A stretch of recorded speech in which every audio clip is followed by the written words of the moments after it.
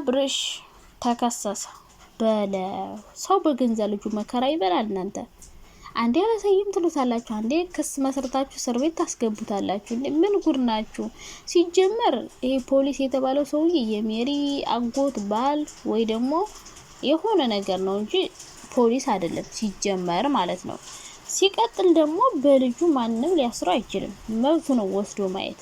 ግን ደግሞ ያው 6 ወር ያልሞላው ልጅ ያለኔ ፍቃድ ወሰደ ከተባለ ትንሽ እንትን ሊኖረው ይችላል። ግን አሁን ከሳሿም ሩታ ናት፣ ያሳሰሩት ደግሞ እነ ሜሪ ናቸው። እና እንደው አሁን ሳስበው ማለት ልጁ ያብርሽ ሁሉ አልመስለኝ ያለ ነው። ሰው እንዴት በገንዛ ልጁ ሰው ገብቶ ይበጠብጣል? ከከሰሰች ራሱ ሩታ ናት መክሰስ ያለባት፣ የክስ ወረቀት ማምጣት ያለባት፣ መስጠት ያለባት፣ ማሳሰር ያለባት እንጂ እናንተ ምን ቤት ናችሁ የምታለቀልቁት? በተለይ ዳኒ ኦ ማይ ጋድ፣ ዳኒማ ለራሱ ለዩቲዩብ ብሎ ነው ለመሸቀል ብሎ ነው እንጂ ለሩታ አስቦላት አይደለም። አለቅልቆ ሊሞት ነው የምላችሁ። አለቅልቆና ሁለታችሁም መሸቀል ትፈልጋላችሁ ለቪዲዮ ብላችሁ ነው ሁሉ ነገር የምታረጉት። ብቻ ያማለያ ሰው በልጁ ይህን ያክል መሰቃየት አለበት ብዬ አላስብም። እናንተ እንደዛ ባታረጉ አናሳይም ባትሉ ኑሮ እሱ ይሄን ነገር አያደርግም ነበረ። ሲቀጥል ደግሞ ሩታ ባልሽን ስንት የከሰሽው? 2 ምናምን ነገር ነው የተካሰሰው አብርሽ ማለት አንዴ ፈታኝ ብላ ከዛ ፈታኝ ብላ ከሳ ካሳሰረችው በኋላ ከፈታት በኋላ ደግሞ ለምን ፈታኝ?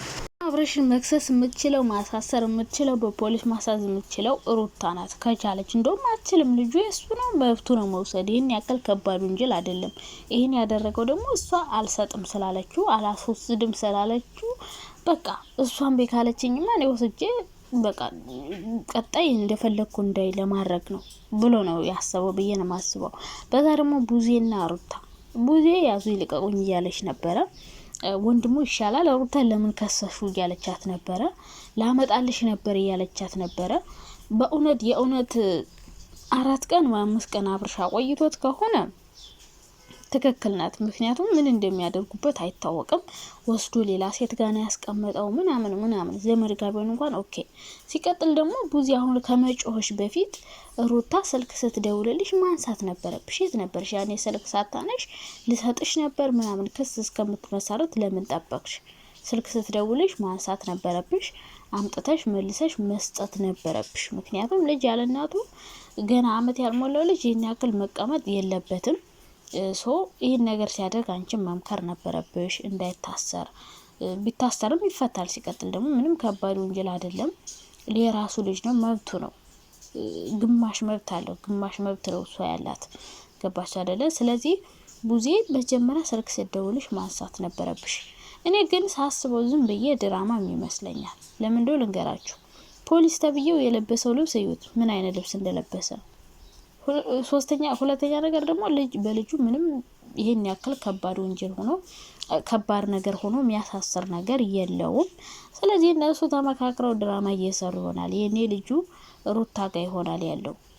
ሩታ ጋር አድርገው ይሆናል ድራማ ለመስራት፣ ድራማውን ለማስረዘም ነው እንደዚህ ያደረጉ ያሉት ብዬ ማስበው። ዳኒ እና ሜሪ ሁሉም በግሩፕ ተስማሙ። ቡታጅራዎች ግን ተገርማላችሁ። የምር ምርጥ ናችሁ። ዩቲዩብ ምን እንዴት እንደሚሰራ በቃ የዩቲዩብ ባህሪ በደንብ ነው የገባቸውና በግሩፕ እየሰሩ ነው። እንግዲህ አብርሽ ታስሯል፣ አሳስረዋለሁ ምናምን አይነት ነገር ነው ትናንት ሲሰራ ነበር።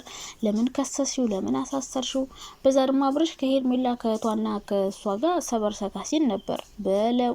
በሁለት ጋርድ ታጅበ ነው የሚመስለው። በጋርድ ታጅቦ የሚሄድ ሰው ታውቃላችሁ እንደዛና እህትየውም ራሱ ሚስት ትሆናለች። አረ ጉድ እኮ ነው።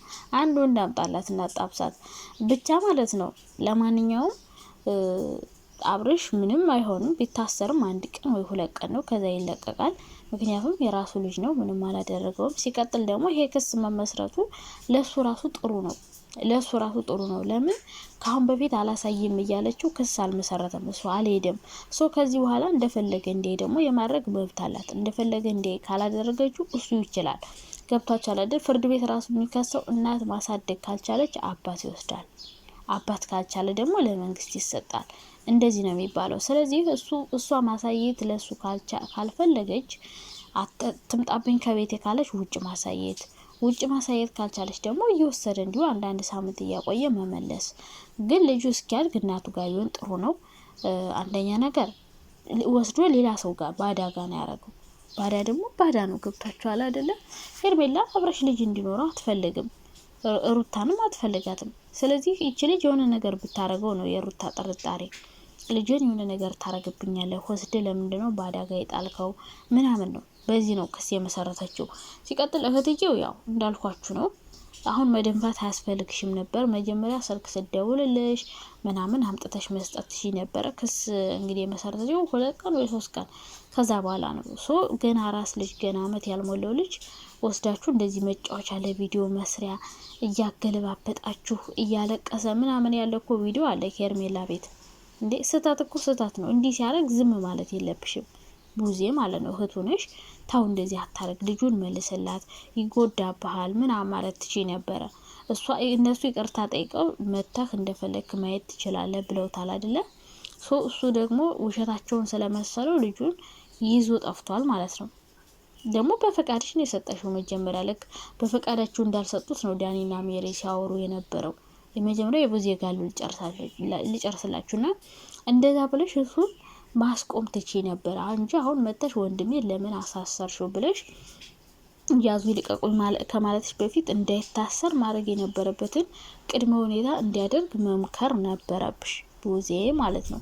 አሁንም ቢሆን ከሩታ ጋር ያላችሁ የሆነ ጸብ፣ ጥላቻ ነገር ብትቀንሱ ጥሩ ነው። ምክንያቱም ባልና ሚስት ነገ ሊታረቁ ይችላሉ።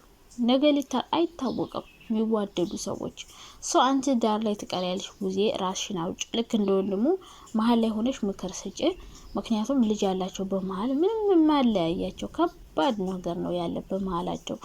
ነገ ሊታረቁ ይችላሉ። ተስፋ መቁረጥ አያስፈልግም። ሌላኛው አብርሽ ነው። አብርሽ ደግሞ እንግዲህ ተከሳ ሲባል ለምንድነው በልጅ የምከሰሰው ምናምን እያለ ነበረ። አንተ ደግሞ እያስለቀስክ እንደዛ ቪዲዮ ስትቀርጸው ነበረ።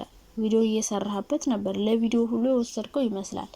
እያለቀሰ ምናምን እነ ሄርሜላ ቤት ነው ያረከው ምናምን። የራስ ቤት የለም፣ ሩም ተከራይታ የምትኖረው እንደዛ እያረከ ከምታንገላታው እናቱ ጋር ሆነ አንዱ ሩም ልስጥና እዛሁን ብላለች። እዛ ሆነ ማየት ትችላለህ። ሁሌ ማየት ከፈለግ እነሱ ሰፈር ተከራይተህ በየቀኑ ማየት። በእርግጥ አላሳይም ብላ ነበር የሆነ ቀን። ከዛ በፊት ግን ግባም ብለው ነበረ። ከዛም ደግሞ በሚቀጥለው ቀን እንደምታሳየው ቃል ገብታለት ነበረ። አብርሽ እንግዲህ ይሄን ያደረገው እንደ በቀልም ነው። እንደ በቀልም እሱ አላሳይህም ጭራሽ ስላለችው እሱ ደግሞ ሩታን የተበቀለ መስሎት ነው።